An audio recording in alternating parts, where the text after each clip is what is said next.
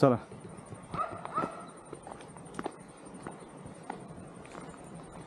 आता मला सांगा, ही तुमच्या गावाची एंट्री आहे ना? हो म्हणजे गावामध्ये आपण आता शिरतोय आतमध्ये. बरोबर. बरं, आता ह्याच्यानंतरची तुम्हीच थोडीफार माहिती द्या मला, म्हणजे आपल्या प्रेक्षकांनाही कळेल आणि बाकीच्या लोकांच्यापर्यंतही पोहोचेल. ग्रामपंचायतीची स्थापना होऊन आता 20 वर्ष झाली. बरं. 5वी टर्म आहे माझी ग्रामपंचायतीमध्ये काम करण्याची. हो. आणि गावातील लोकांचा उत्स्फूर्त सहभाग आणि लोकसहभाग या माध्यमातून आज गाव देश पातळीवरती मानेचवाडीचं नाव असं झळकते. ते करत असताना केवळ गावाचं नावच नाही, तर गावाचा विकास, गावातील प्रत्येक व्यक्तीचा विकास. बरं. आणि हे करत असताना जी ग्रामपंचायतीच्या माध्यमातून जी पंचायत राज व्यवस्था सक्षम करायची जी असते, तर त्या पंचायत राज व्यवस्थेच्या माध्यमातून हे सर्व घडत आहे. ते स्थानिक स्वराज्य संस्थेच्या माध्यमातून आम्ही काम करत असताना जी काही डेव्हलपमेंट झाले, भौगोलिक विकास गावाचा असेल, त्याचबरोबर वैयक्तिक विकास असेल, गावच्या काही शासकीय महाराष्ट्र शासनाच्या असतील किंवा स्टेट गव्हर्नमेंटच्या आणि नॅशनल गव्हर्नमेंटच्या, या सर्व स्कीम आम्ही ग्रामपंचायतीच्या माध्यमातून लोकांना त्या ठिकाणी देत असतो. आणि त्यामुळं लोकांचा उत्स्फूर्तपणे सहभाग वाढतो. म्हणजे वैयक्तिक लाभाची योजना असेल किंवा सार्वजनिक लाभाच्या योजना असतील, या सर्व योजना आम्ही ग्रामपंचायतीच्या माध्यमातून सभेमध्ये लोकांपर्यंत पोचवतो. आणि मग लोकांपर्यंत पोचवल्यानंतर मग लोकांच्यामध्ये ती अवेअरनेस निर्माण होते. आणि मग लोकांनी त्या पद्धतीनं ग्रामपंचायतीच्या माध्यमातून आपल्याला वेगवेगळे उपक्रम मिळत आहेत, गावाची डेव्हलपमेंट होत्या आणि आपल्याला त्या पद्धतीनं गावामध्ये काम करत असताना किंवा गावासाठी अपेक्षित असणाऱ्या सर्व सोयीसुविधा आपल्याला मिळत जातात. त्यामुळं गावाला ज्या अपेक्षित सहभाग आहे तो वाढत गेला. मग ग्रामसभा, लहान मुलांच्यासुद्धा आम्ही बालसभा ग्रामपंचायतीच्या गावाच्या माध्यमातून, ग्रामपंचायतीच्या माध्यमातून, महिलांच्या प्रश्नांसंदर्भात असेल तर महिलांच्या सभा होत आहेत, मासिक सभा होत आहेत. आणि ह्या सर्व सभांचं कामकाज जे आहे त्या कामकाजाच्या माध्यमातून हे गाव डेव्हलप झालं. खरं तर मी म्हणेल की ग्रामपंचायतीचा ग्रामसभा हाच ग्रामपंचायतीचा खऱ्या अर्थानं गाभा आहे किंवा आत्मा. आणि ते सक्षम झालं, ते बळकट झालं तर गाव आदर्श गावं बनतं. आतापर्यंत आम्ही 20 वर्षामध्ये राज्य शासनाच्या आणि केंद्र शासनाच्या विविध अभियानांवरती काम केलं. वेगवेगळे अभियान असतील, मग त्यामध्ये माझी वसुंधरा अभियान असेल, यशवंत पंचायत राज अभियान असेल, पंचायत सशक्तीकरण अभियान असेल, गौरव ग्रामसभा अभियान असेल, अशी वेगवेगळे अभियानं राबवत गेले 20 वर्षांमध्ये या ग्रामपंचायतीनं जवळपास 72 पुरस्कार मिळवले. म्हणजे काही दिवसामध्ये आता आम्ही 100 क्रॉस करू. म्हणजे अशा पद्धतीनं केवळ पुरस्कारासाठी काम करतो आहे अशातला भाग नाही, पण हे काम करत असताना माझ्या गावातली प्रत्येक व्यक्ती आज सक्षम झालेली दिसेल, आर्थिकदृष्ट्या सक्षम झालेली दिसेल, सामाजिकदृष्ट्या सक्षम झालेली दिसेल. आणि लोकांमध्ये गाव प्रेम किंवा ग्रामीण भागामध्ये राहत असताना सुद्धा एक कशा पद्धतीचं गाव असतं, म्हणजे खेडं कसं असतं, हे एक वेगळेपण मानेचवाडीतल्या आमच्या गावातील लोकांनी दाखवलं. नाही, हे बरोबर आहे, एकदम करेक्ट आहे तुमचं.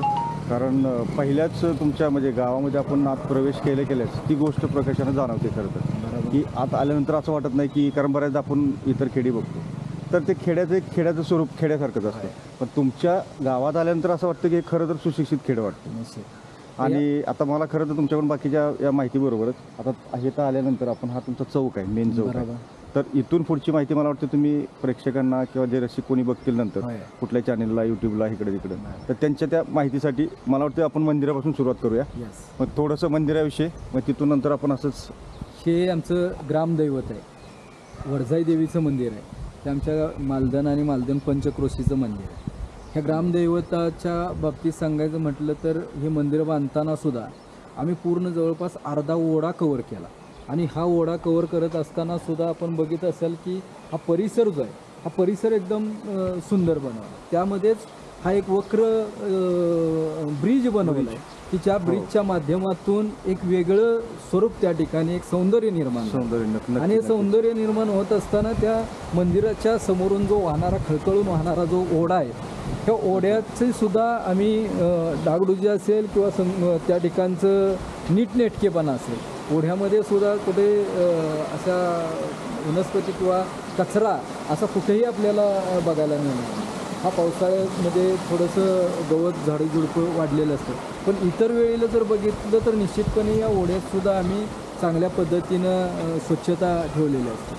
त्या ओढ्याच्या माध्यमातून या ओढ्यावरती काही वंदराई बंधारेसुद्धा बांधलेले आहे ग्रामस्थांनी, आणि त्या पाणी अडवून पाण्याच्या माध्यमातून पाणी अडवा पाणी जिरवाचा सुद्धा उपक्रम या गावामध्ये अतिशय चांगल्या पद्धतीनं लोकांच्या सहकार्यानं आणि लोकसहभागातून या ठिकाणी केलेलं आहे. आपण समोरच बघत असाल की स्वर्गीय तात्यासाहेब मानेंचं एक बालोद्यान आहे, त्याच ठिकाणी अंगणवाडीची इमारत आहे, आणि अंगणवाडीची इमारत कशा पद्धतीनं असते किंवा तो परिसर कशा पद्धतीनं डेव्हलप केला जातो हेही आपल्याला बघायला मिळेल. या ठिकाणी वेगवेगळी वृक्ष लागवड केली, वेगवेगळ्या पद्धतीचं औषधी वनस्पती लावले. आता इथं सुद्धा बघितलं तर एक ऑक्सिजन पार्क होता आमचा. ऑक्सिजन पार्कसुद्धा थोडं या पावसामध्ये आम्ही ते थोडं कमी केले, पुन्हा आता त्याच्यामध्ये मंजुळा पडले, आणि हे मंजुळा पडलेले आता पुन्हा मोठ्या प्रमाणात त्या मंजुळांची उगवण होईल, आणि 100% हा एक ऑक्सिजन पार्क असतो. इथं हे मुलांसाठी सेंद्रिय पद्धतीची शेती केली जाते, मग त्यामध्ये टोमॅटो लावला जातो, वेगवेगळ्या पद्धतीच्या भाज्या घेतल्या जातात, आणि विद्यार्थ्यांना लहान विद्यार्थ्यांना इथल्या बालकांना आमच्या कुठलंही केमिकल फवारलेली भाजीपाला न देता या ठिकाणी सेंद्रिय पद्धतीनं निर्माण केलेले भाजीपालाच विद्यार्थ्यांना इथल्या लहान लहान बालकांना दिला जातो. त्यामुळं बालकांच्यामध्ये असणारे जे रोगप्रतिकारशक्ती वाढवायचं प्रमाण आहे ते त्या माध्यमातून होतं. कुठल्याही प्रकारच्या छोट्या छोट्या आजारांना बालकं बळी पडत नाही. हे अशा छोट्या छोट्या उपक्रमांवरती सुद्धा या ग्रामपंचायतीनं आम्ही काम करतो. ही अंगणवाडीचीच इमारत आहे. ही अंगणवाडीची चांगल्या पद्धतीनं इमारत आहे. स्लायडिंग त्या ठिकाणी बसवलं आहे, आतमध्ये किचन कट्टा बनवलेला आहे. म्हणजे जे अपेक्षित आहे सिटीमध्ये जसं आपण बघतो तशा पद्धतीनं या ग्रामीण भागामधल्या मुलांनासुद्धा एक चांगल्या पद्धतीचं वातावरण त्यामध्ये निर्माण व्हावं. मुलांनासुद्धा त्या अंगणवाडीत आल्यानंतर लहान बालकांना घरची आठवणसुद्धा होऊ नये अशा पद्धतीचं इथं छोटंसं गार्डन बनवलं आहे. हे वेगवेगळ्या पद्धतीची औषधी वनस्पती या ठिकाणी लावण्यात आहे. हा गवतीचा आहे. त्या गवतीच्याच्या माध्यमातून हा सुद्धा एक औषधी वनस्पतीचाच म्हणजे औषधी वनस्पतीच ती सुद्धा. साधारण गावाची आपली लोकसंख्या किती आहे? गावाची लोकसंख्या बघितली तर 420. त्यामध्ये महिलांचं प्रमाण 231 महिला आणि 189 पुरुष. तेही प्रमाण जर बघितलं तर पुरुषांपेक्षा महिलांचं प्रमाण खूपच जास्त आहे. हे तर खरं म्हणजे आता आपण देशात महिला परिस्थिती जरी बघितली, महिलांचं आणि पुरुषांचं प्रमाण तर त्याच्यामध्ये खरं तर महिलांचं फार खूपच पटीनं म्हणजे आपण जिल्ह्याचा रेशो बघितला, राज्याचा रेशो बघितला तर त्याही कितीतरी प्रमाणात पटीनं या गावातलं महिलांचं प्रमाण पुरुषांपेक्षा जास्त आहे. आणि खरं जर बघितलं तर या 72 पुरस्कारांचं किंवा हे गाव डेव्हलप व्हायचं ह्याचं खरं जर श्रेय कोणाला जात असेल तर निश्चितपणे आमच्या गावातल्या महिला भगिनींना आहे. कारण प्रत्येक इव्हेंटमध्ये प्रत्येक कुठलाही उपक्रम राबवू द्या, काही करू द्या, त्यामध्ये महिलांचा सहभाग हा वाखाणण्यासारखा असतो. ग्रामसभा असतील, लोकसहभाग असेल, लोकसहभागाच्या माध्यमातून होणारे वेगवेगळे उपक्रम असतील, वेगवेगळे श्रमदानाची कामं असतील, महिला बचत गटांचं या ठिकाणी जर बघितलं. अच्छा, हे गावात असं प्रत्येक ठिकाणी तुम्ही असं अनेक ठिकाणी प्रत्येक ठिकाणी ठिकठिकाणी आम्ही अशा पद्धतीचे वॉश बेसिन बसवले. अनेक ठिकाणी आपण बघतो की लिहिलेलं असतं, असं लिहिलेलं असते की इथे थुंकू नका, पण थुंकू नका, इथे थुंकू नका तर थुंकायचं कुठे? आणि म्हणून आम्ही ते वॉश बेसिन असे अनेक ठिकाणी बसवलेत आणि त्या ठिकाणी सुद्धा आम्ही ते वॉश बेसिनच्या माध्यमातून हे पक्ष्यांसाठी भोजनालय बनवले. म्हणजे टाकाऊपासून टिकाऊ आपण बघतो. हा पत्र्याचा डबा टाकाऊपासून आम्ही त्यातल्या काही युवकांनी ही संकल्पना समोर आणली आणि त्या ठिकाणी स्वतःच बनवले ते डबे, मुलांनी बनवले. त्याच्यामध्ये खाऊ टाकतो, ह्या 4 बाजूला खाऊ टाकतो, त्यामध्ये इथं खाऊ टाकतो आणि मध्ये पाणी असते. आणि अशा पद्धतीची पक्ष्यांची भोजनालय बनवल्यामुळं गावामध्ये पक्ष्यांचं सुद्धा संवर्धन करायचं एक वेगळ्या पद्धतीनं नियोजन केलेलं आहे. असे प्रत्येक घराला नळ कनेक्शन आहे आणि त्या नळ कनेक्शनला आपण पूर्णपणे सगळे नळ कनेक्शन मीटरद्वारे जोडले. सगळ्यात महत्त्वाचं तुमची ग्रामपंचायत ही ग्रामपंचायतीची इमारत आहे. एक खूपच असं अनेक बाहेरचे आता लोक राज्यासह परराज्यातले लोक येत आहेत. की कॉर्पोरेट इमारत आहे का काय असं पद्धतीनं विचारलं जातं हो, की नक्की, वेगळ्या नक्की. पद्धतीचं नाही खरंच हे ग्रामीण खरं. भागामध्ये छोटीशी ग्रामपंचायत 420 लोकसंख्येची ग्रामपंचायत आणि त्याची एवढी दर्जेदार सुंदर अशी इमारत तर हेही आम्ही संवर्धन केलं आहे.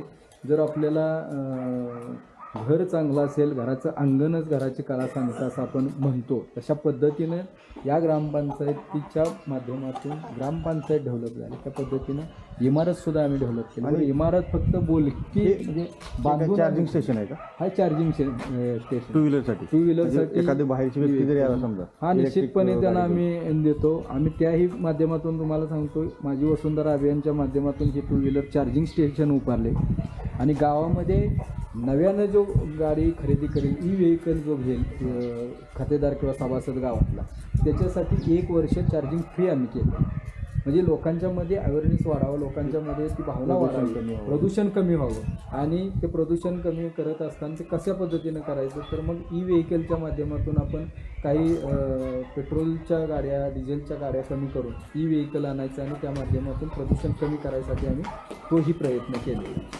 अशा पद्धतीनं आपण बघत असेल की इथं चौकामध्ये वेगवेगळ्या ठिकाणी गावाचं संपूर्ण जे आपण म्हणतो की आपण CCTV कॅमेऱ्याच्या कक्षेत आहात ग्रामीण भागामध्ये सुद्धा काही लोकांचं आपण संरक्षण केलं पाहिजे लोकांच्यामध्ये कुठल्याही पद्धतीची लोकांना अडचण भासू नये आणि अशा पद्धतीनं गावामध्ये बाहेर चुकून येते किंवा काही चुकीच्या पद्धतीच्या घटना अनेक ठिकाणी आपण बघत असतो आणि मग त्या चुकीच्या पद्धतीच्या घटनांचं त्या ठिकाणी शूटिंग व्हावं त्या ठिकाणी ते सीन कॅच व्हावं आणि काही बाबी ज्या आपण समाजामध्ये बघत असतो की काही लहान मुलांच्यावरती अत्याचार बाहेरची फेरीवाले येतात कोणाकडून अशा पद्धतीचं कोणी असं आणि मग त्याच्यावरती कंट्रोलिंग असावं. माझं गाव एक छोटंसं शेतकरी कुटुंबातले सर्व लोक आहेत दिवसभर शेतामध्ये असणार आणि रात्री घरी येणार तर अशा वेळेस त्या गावाचं रक्षण कोणी करायचं आणि म्हणून त्यासाठी आम्ही माहिती तंत्रज्ञानाचा वापर करून या ठिकाणी अशा पद्धतीचे CCTV कॅमेरेसुद्धा लावले. आपण बघतोय की अनेक ठिकाणी या गावामध्ये फिरत असताना QR कोड लावलेत ग्रामपंचायतीचे म्हणजे हे QR कोडच्या माध्यमातून सुद्धा आपण काय केलं आहे की ग्रामपंचायतीचा जो कर आहे टॅक्स आहे म्हणजे मिळकतीचा कर असू द्यात किंवा आपल्या ग्रामपंचायतीच्या माध्यमातून वीज बिल असू द्यात ग्रामपंचायतीचा दिवाबत्ती कर असू द्या ग्रामपंचायतीचा पाणी बिल असू द्या ही बिलं भरत असताना अनेक ठिकाणी काय होतं की ग्रामपंचायतीच्या कर्मचाऱ्याला त्या कुटुंबापर्यंत जावं लागतं आणि मग तो कलेक्शन होतो. पण गावामध्ये आमच्या पहिल्यापासून 20 वर्ष झालं पहिल्या दिवशी आर्थिक वर्षाच्या पहिल्याच दिवशी 100% कर वसुली केली वसुली होत करायला लागत नाही तर लोक स्वतःहून आणून ग्रामपंचायतीकडं तो कर जमा करतात कारण लोकांना एवढ्या सेवा मिळतात व्यवस्थित त्यामुळे लोक पहिल्याच दिवशी 100% कर वसूल. पण आता 2 महिन्यानं दर 2 महिन्यानं आमची पाणीपट्टीची बिलं असतात मग ती पाणीपट्टीची बिलं भरत असताना आता या पुढच्या कालावधीमध्ये खातेदारानं ग्रामपंचायतीपर्यंत यावं आणि तो पाणीपट्टीचं कर भरावा याहीपेक्षा नाविन्यपूर्ण एक उपक्रम राबवला. ग्रामपंचायतीच्या आमच्या बँकेमध्ये असलेल्या खात्याचा आम्ही QR कोड घेतला आणि तो QR कोड फक्त ग्रामपंचायतीत न ठेवता तो QR कोड प्रत्येक कुटुंबाच्या प्रत्येक घराच्या दरवाजावरती आणला आणि मग घराच्या दरवाजावरती लावलेल्या QR कोडच्या माध्यमातून या ठिकाणी अशा पद्धतीचे QR कोड लावलेले QR कोडच्या माध्यमातून आपल्याला बघता येईल की कुठंही प्रत्येक कुटुंबाच्या कुठल्याही प्रत्येक घराच्या दरवाजावरती अशा पद्धतीचे QR कोड लावून त्या कुटुंबातल्या व्यक्तीनं त्या आपला कर स्वतःच्या घरातूनच भरायचा अशा पद्धतीचे एक नाविन्यपूर्ण उपक्रम या थोडंसं तुम्हाला थांबवतो. आता मला इथं प्रत्येक तुमच्या गावामध्ये प्रत्येक गल्लीमध्ये की असं काहीतरी एक म्हणजे आतापर्यंत मी कुठेच पाहिलं खरं तर महाराष्ट्रात की गल्ल्यांना तुम्ही छोटे आपण काय केलं नावं दिली प्रत्येक गल्लीला आपण नाव दिले ही गणितीय गल्ली तर ह्या गणितीय गल्लीच्या माध्यमातून आपण गणिताची सर्व सूत्र या गल्लीमध्ये लिखाण केले. मग हे गणितीय गल्लीच्या माध्यमातून या मुलं गावामध्ये फिरत असताना लोक गावामध्ये फिरत असताना ती मुलं खेळत असताना तर त्या गणिताच्या गल्लीमध्ये त्या ठिकाणी त्या परिसरामध्ये लोक खेळत असतात मुलं खेळत असताना गणिताची सूत्र ते खेळत बघत असतात ते पाठ होत असतात आणि मग त्याच्या माध्यमातून त्यांची ग्रास्पिंग कॅपॅसिटी वाढत असते आणि म्हणून मग आम्ही काय करतोय की प्रत्येक गावातल्या अशा गल्ल्यांमध्ये वेगवेगळ्या पद्धतीचं हे बनवलं की एका गल्लीमध्ये गणितीय गल्ली बनवली, दुसऱ्यामध्ये सामान्य ज्ञान गल्ली, इथं आता बघितलं तर आपण इतिहास गल्ली बनवली. या इतिहास गल्लीमध्ये जर बघितलं तर मग तुम्ही तर इकडं सगळं पूर्णपणे इतिहासाची माहिती लिहिलेली आहे. पूर्ण ऐतिहासिक काय असतील, शिवाजी महाराजांच्या जन्मापासून स्वातंत्र्य दिनापासून सर्व बाबींचा उल्लेख अशा या गल्लींमध्ये केलेला आहे.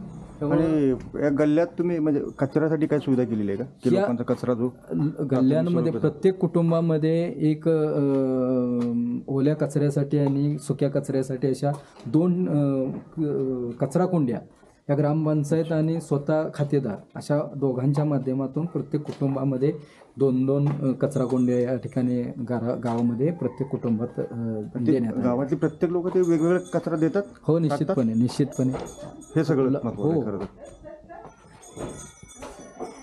अच्छा, हा जुना वाडा दिसतोय. जुनं घर आहे. सुंदर आहे. परिसर स्वच्छता असल्यामुळे इतका गोड वाटतो आणि प्रत्येक ठिकाणी तुम्ही त्याला रंगरंगोटी करून अशी ठेवली की असं वाटतं की आपण एक पर्यटन स्थळी आलोय. फक्त या गल्लीत अशी परिस्थिती आहे की या गल्लीत कुणीही राहणार आता इथं नाही. सगळे मुंबई म्हणजे नोकरीसाठी स्थलांतरित झालेली असल्यामुळं कुटुंब गल्लीमध्ये कुटुंब राहायला खूपच कमी आहे.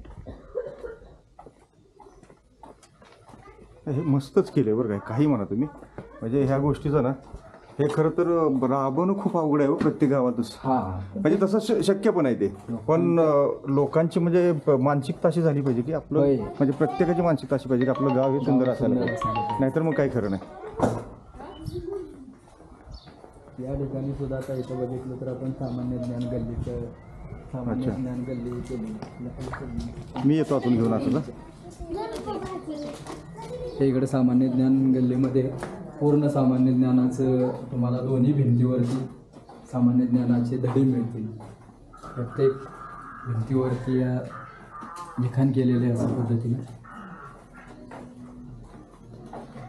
म्हणजे खरंच संकल्पनाच अफलातून आहे.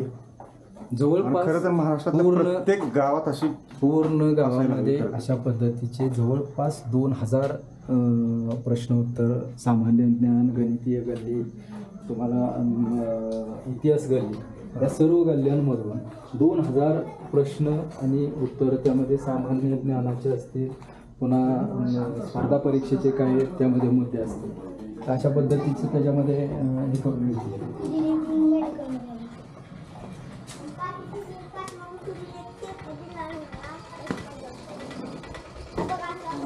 हे समोर काय ही परसबाग आहे.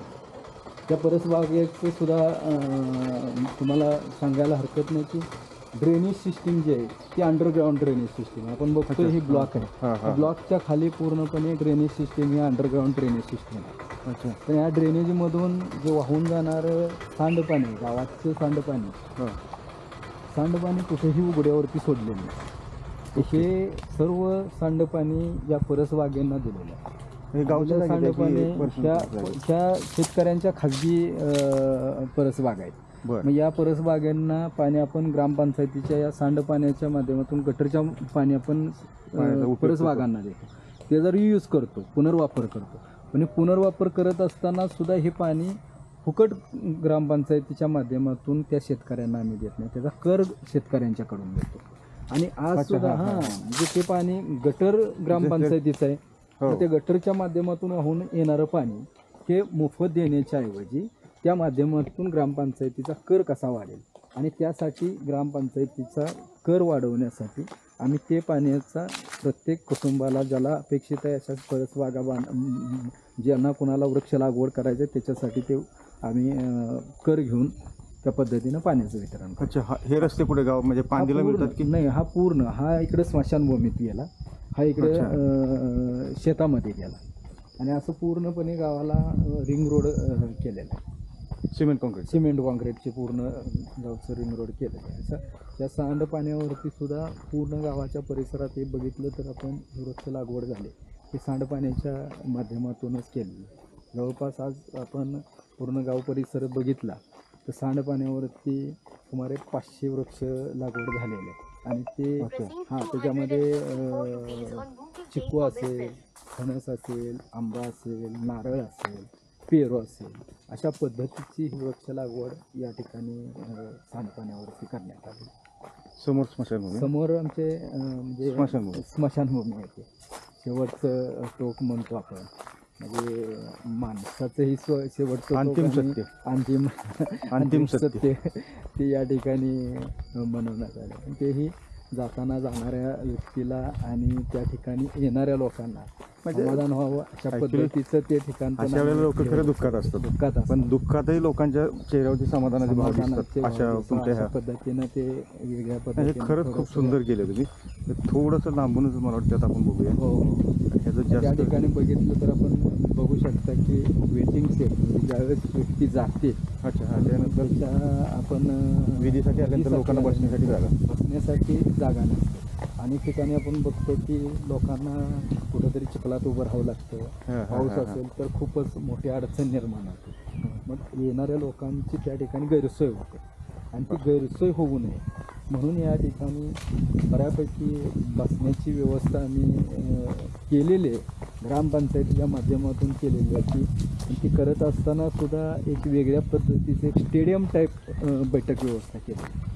तर या ठिकाणी आपण बघायला हरकत नाही की लोकांच्यासाठी जवळपास 200 लोक बसतील या ठिकाणी वेटिंग करतील अशा पद्धतीचं हे वेटिंग शेड आम्ही बनवलेलं आहे. म्हणजे बघा स्मशानभूमी सुद्धा तुमची अशी आहे, इथं आल्यानंतर सुद्धा काही वाईट वाटत काही वाईट की वाटत आपण एखाद्या निवांत क्षणी येऊन बसतो ना, निश्चित असं ठिकाण वाटते. मुलं सुद्धा आता ते तर काही खरं- मुलं सुद्धा इकडे येऊन शांतपणे अभ्यासाला सुद्धा बसू शकतात. म्हणजे असे कुठलेही मनामध्ये काय काही वाईट भावना येत नाही किंवा बाकीचं असतं ना काहीतरी एक अतिशय समाधानाने इकडे येऊन समाधानानं बसू शकतात. बसू शकतात ते. नक्कीच. चला थोडंसं इकडचा भाग बघूया, येस. म्हणजे आपल्या कार्यक्रमाचा हे करूया. होय. भीम पावसाळे असतात का इकडे? पावसाळी शेती पावसाळी अच्छा म्हणजे उन्हाळ्यात तिथं हे फक्त उन्हाळी नाहीच काही काहीच नाही. उन्हाळ्यामध्ये नाही पावसाळ्यामध्ये येते ते. भुईमुग खूप चांगलं आलं आहे. हो ना. हो ना. यावर्षी पिकं अतिशय जोरात आहेत का? अतिशय चांगले. होय का? हो अतिशय चांगली चांगले. न्यूज आहे म्हणजे आपली. हो, खरं तर आत्ता तरी- आपण 2-3 वर्ष खराब गेली आपली हा कोरोनामध्ये. आता तरी एकदम छानच पीक आहेत अजून. पाऊस जरी थोडासा उशिरा आला असेल यावर्षी तरी पण बाकीच्या सगळ्या नाही ना, गोष्टी आत्ताची परिस्थिती आहे ना आता एकदम सुंदर आहे. फक्त हा. ते टिकलं पाहिजे आणि राहिलं पाहिजे. राहणार की आता काय बाकीच्या गोष्टी निसर्गाच्या हातात आहेत होय ते आपल्या हातात तर मानवाच्या काहीच नाही. निश्चित. हॅलो हां तर 4-5 कप चहा ठेवा. हो हो साखरवाले सगळे.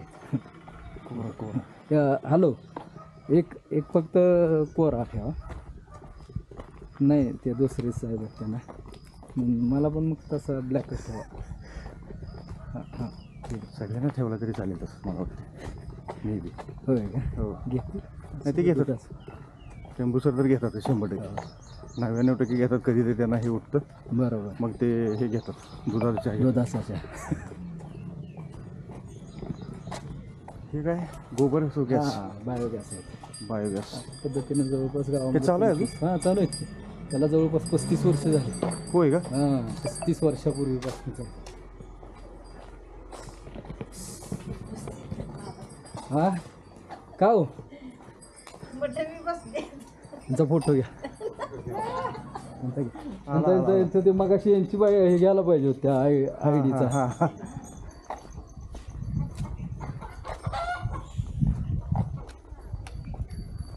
पण खूप छान वाटते बरं का. काही म्हणा तुम्ही म्हणजे इथं खरं बऱ्याच सहलींनी येऊन किंवा शाळेतल्या मुलांना ना हे गाव दाखवलंच पाहिजे खरं तर. सहली तर एवढे येतात बरं का. आणि हे हां सहली येत आहेत. आता गेल्या आठवड्यात युपीवाले आले. हां त्याच्या अगोदर अच्छा युपीची काय मुलांची सहल आहे? नाही युपीचे अधिकारी आले होते.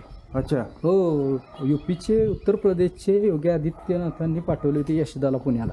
हां हां पुन्हा यशदानं आपल्याकडे गावाची निवड पाठवले. केली. हां निवड केली. त्याच्या अगोदर 2 महिन्यापूर्वी हे चालू होते आपल्या गुवाहाटी टू थोडंसं कुठे गेली होती आपण आपल्याला ग्रामपंचायतीविषयी आता सांगा हां, थोडंसं. बोलूया. म्हणजे ग्रामपंचायतीची तुमच्या माहिती वगैरे जे काही हो आहे ना, हो हो म्हणजे जवळजवळ आपलं सगळं कव्हर झालं जमा. येस.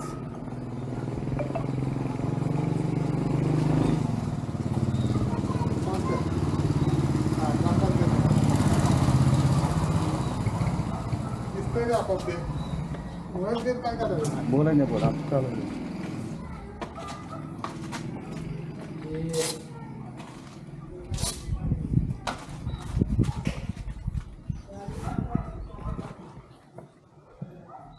ग्रामपंचायतीचं कार्यालय छोटंसं आहे. 35 वर्षापूर्वीचं हे इमारत आहे. या ठिकाणीच गावातले सर्व निर्णय ग्रामसभेद्वारे घेतले जातात. मासिक सभेसाठी आम्ही छोटंसं दुसरं एक हॉल बनवलं आहे. पण ग्रामसभा असतील किंवा इतर सभा कुठल्याही असतील तर ते याच मंदिरामध्ये बसून, हे ग्रामसभा म्हणजे आमचं मंदिरच आहे आणि या मंदिराच्या माध्यमातून या ग्रामसभांचं किंवा गावाच्या विकासाच्या दृष्टीनं सर्व निर्णय या ठिकाणी घेतले जातात. ग्रामपंचायतीची निवडणूक जरी असेल, सदस्य निवडीची प्रक्रिया असेल, सरपंच निवडीची प्रक्रिया असेल, तरीसुद्धा या ठिकाणी एकत्रित बसून तो निर्णय घेतला जातो. यामुळेच गेले 5 टर्म झाले ग्रामपंचायत स्थापना. 2001मध्ये ग्रामपंचायतीची स्थापना झाली. 5वी टर्म आहे. 5ही टर्मला ग्रामपंचायतीचे सदस्य बिनविरोध, सरपंच बिनविरोध, सर्व पदाधिकारी बिनविरोध केले. वेगवेगळ्या ज्या समित्या आहेत त्या समित्यांचं सुद्धा जर कामकाज बघितलं तर हे पारदर्शक असतं आणि कुठल्याही प्रकारचे हेवी दावे न करता त्या ठिकाणी सर्व कामकाज अशा पद्धतीनं एक सुसूत्रता असलेलं कामकाज या ग्रामपंचायतीच्या माध्यमातून चालते. खरं सगळे पाहिल्यानंतर जर आता म्हणजे तुमचं अभिनंदन करणं पण खरं चुकीचं वाटते, कारण अभिनंदन करण्याच्या पलीकडचं खरं काम आहे. कारण बऱ्याच गोष्टी तुम्ही गावामध्ये अशा, म्हणजे मला तर असं जाणवतं की जसं तुम्ही निवडणूक बिनविरोध करताय तर त्याच्यामुळे काय ते वादविवाद जे असतात आपल्याकडे प्रत्येक गावामध्ये 4-4 गट असतात, तो ऑटोमॅटिक गट कमी होऊन जातात. निश्चितच. आणि आत्तामध्ये जगण्याचा आपण जर एखादा विषय समोर ठेवला तर खरं तर माणसाच्या जीवनात तसं काहीच अर्थ नाही. मग आहे त्या आयुष्यामध्ये आपण असं सगळ्यांनी राहावं किंवा तुमच्या गावासारखं इतकं सुंदर जगण्याची हे करून घ्यावं, अनुकरण करावं ते जगण्यासाठी. ते खरं तर महाराष्ट्रासाठी आणि आपल्या देशासाठी एक प्रेरणादायी गोष्ट आहे. आणि आमच्या टीमकडून, आमच्या ॲडमिन सरांच्याकडून तुमचं खरं मनापासून अभिनंदन आणि जे तुम्ही सहकार्य करता त्याबद्दल खरंच परत एकदा मनापासून अभिनंदन. निश्चित. थँक्यू. धन्यवाद.